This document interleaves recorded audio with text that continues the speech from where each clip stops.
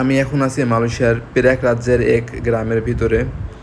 মালয়েশিয়ার গ্রামগুলো আসলে খুবই সুন্দর হয়, প্রাকৃতিক সৌন্দর্যে ভরা গ্রামগুলো। এই গ্রামে প্রতিটা বাড়ির পিছনেই তাদের ধান ক্ষেত আছে।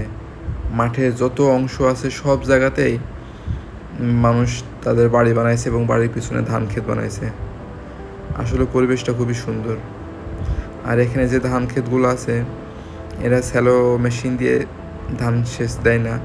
এই সেচ দেওয়ার জন্য প্রতিটা ধান ক্ষেতের পাশেই একটা করে ড্রেন চলে গেছে। এই ড্রেন থেকেই অটোমেটিকভাবেই ধানের শেষ হয়ে যায়।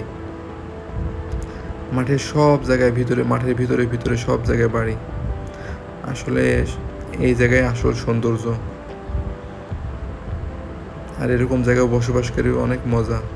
এখানে নাই কোনো কোলাহল, ব্যস্ততা। গ্রামের মানুষ খুবই সহজ সরল জীবনযাপন, কাজের ব্যস্ততা এদের ভিতরে নেই। আর এটা হচ্ছে পাম বাগান, যে পাম তেল আমরা খাই, এই পাম তেলের বাগান। এর ভিতরে একটা গ্রাম আছে, আর এখানে খুব মশা, এই জন্য হয়তো আগুন দিয়ে ধোঁয়া বানাইছে এরা।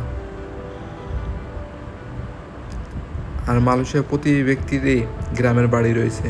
তারা ছুটি পাইলে গ্রামে চলে আসে, কারণ গ্রামে বসবাস করার মজাই আলাদা। আর এখানকার রাস্তাঘাটও খুব সোজা, মানে যেদিক দিয়ে রাস্তা হয়েছে সোজা রাস্তা গেছে, কোনো বেঁকাচোরা কোনো রাস্তা নাই।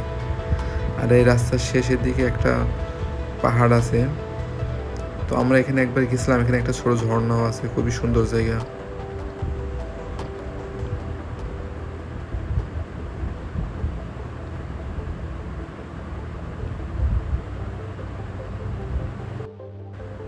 মালয়েশিয়ার ডাব গাছ সম্পর্কে না বললেই না। এখানে প্রচুর ডাব গাছ আছে, আর সব ডাব গাছে প্রচুর ডাব হয়। কিন্তু এরা এরকম যে নিজের ডাব গাছ থেকে ডাব পেড়ে খায় না, কিনে খাবে কিন্তু পেড়ে খাবে না। তো আমি যে জায়গায় যাই, ডাব গাছ দেখলে তো ডাব গাছ উঠে পড়ি।